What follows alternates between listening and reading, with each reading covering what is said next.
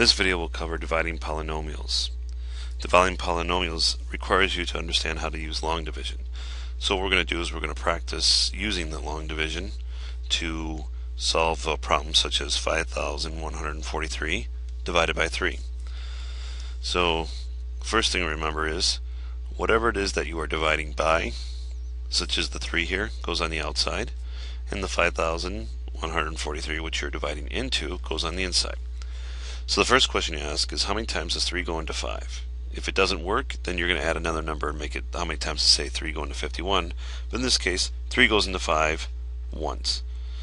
So now we take the 1 multiplied by the 3, and we get 3. I subtract the 3 from the 5, so 5 minus 3 is 2. Now, this is where you check to see if you've guessed right. We've guessed that 3 would go into 5 one time. If the number down here 2 was higher than 3, then we know that we should guess higher. In this case, it's lower, so we're good. Now 3 won't go into 2, but we can solve that problem by dropping another number down. We'll drop down the 1. We ask how many times does 3 go into 21? Well, it goes in there 7 times. 7 times 3 is 21. And it goes in there perfectly even. So when I subtract, I get a 0. So what do I do now? I can't divide 3 into 0. Well, I'll just drop the 4 down now. How many times does 3 go into 4? Once. 1 times 3 is 3, and I subtract, and I get a 1. I drop down the last 3 here. Oops, not far enough. And I ask how many times 3 go into 13? It goes in there 4 times.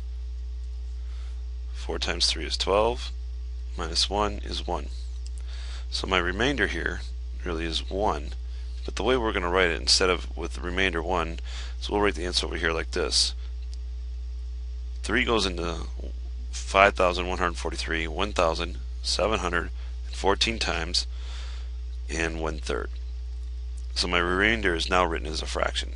And that's how we're going to really deal with this remainder deal. We're going to actually always take whatever we got left and write it over what we were dividing by.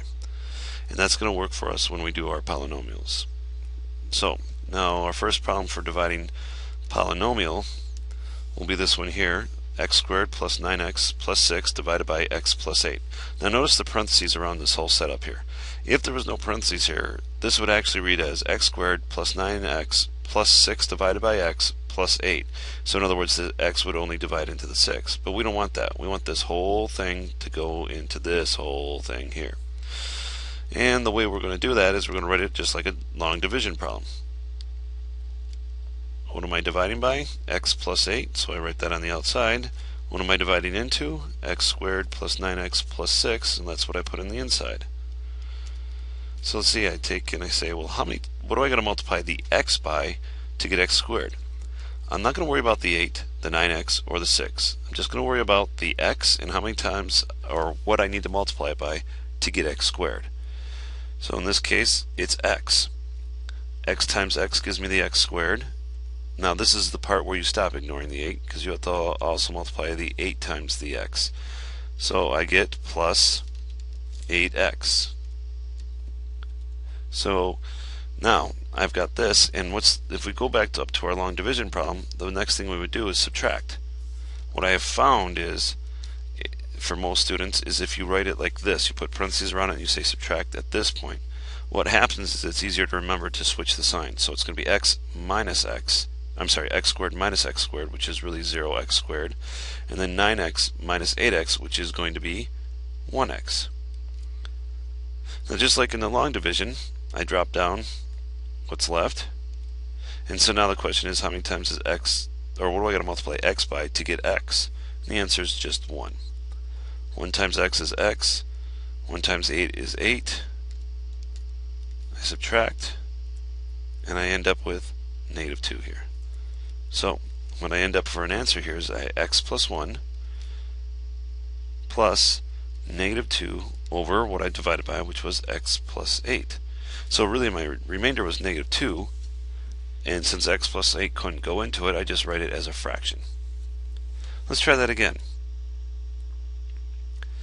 So again, I take what I'm dividing by and I put it outside the division sign, x minus 6, and what I'm dividing into goes on the inside.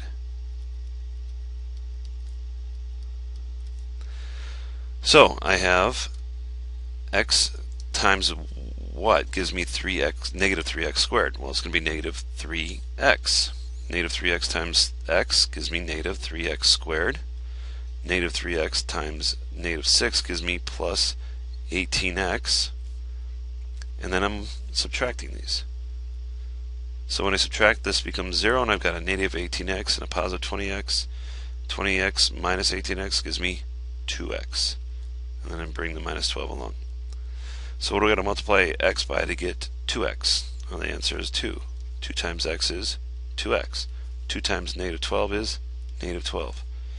So I write the negative out there and I subtract, and I end up with 0. So in this case, the answer, negative 3x plus 2, is all you have to write down. Since the remainder was 0, we have nothing left to do. Now we're going to introduce synthetic division, and when I do the synthetic division, I'm also going to show the same problem using the long division like I have in these two problems. So let's take a look at how that looks. Here's the key with synthetic division. Synthetic division works only with problems where you're dividing by a binomial that is linear. In other words, you notice that the x that I'm dividing by here is to the first power.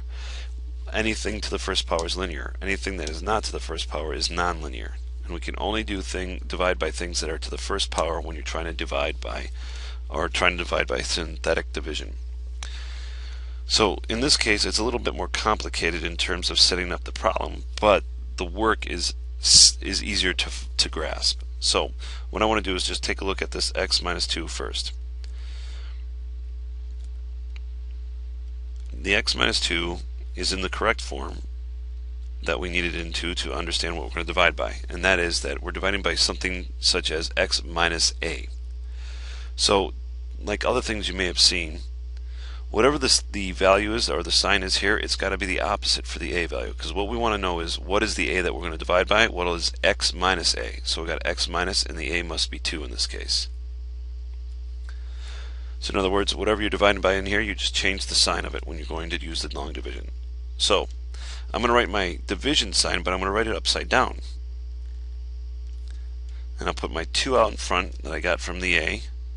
And then I'm just going to take the coefficients and the constant and bring them down here. So I've got the 2 from the 2x squared, the 3 from the 3x, and the negative 20, which is our constant.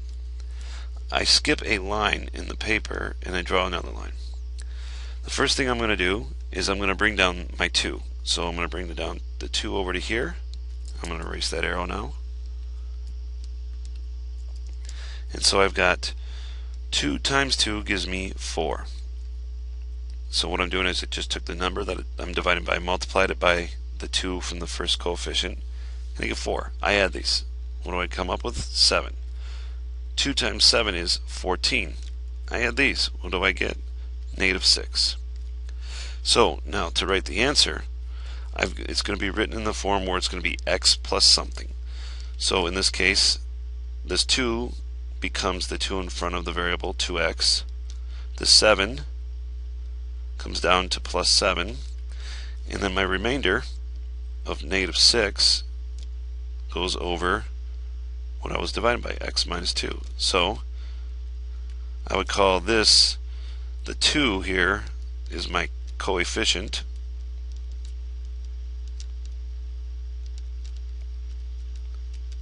The 7 becomes a constant for me. And the negative 6 is my remainder. Now that's just how synthetic division works. The idea here is that all these numbers are a little bit easier to follow than dividing the long division way, which has a lot more variables into it. If you don't like that and you think it's easier to do it the other way, well, more power to you. It's more versatile. You can divide by something other than just x. But let's just look at how the long division looks for the same problem that we just used this synthetic division for. So how many times does x go into 2x squared? 2x times, or in other words, 2x times x will give me my 2x squared. So I get 2x squared minus 4x. Remember, I'm subtracting, so I change the signs of each one of these. So 2x squared minus 2x is going to be 0. This is going to be 3x plus 4x, which is 7x. I drop down the negative 20. And I add 7 now. So 7 times x is 7x plus, I'm sorry, that's incorrect, minus 14. And now I subtract, and I'm changing the sign here, so the 7x minus 7x is 0. Negative 20 plus 14 gives me negative 6. So in this case I get the same results. I get 2x plus 7 minus 6 over x minus 2. So it's the same answer as I got here, just a different way.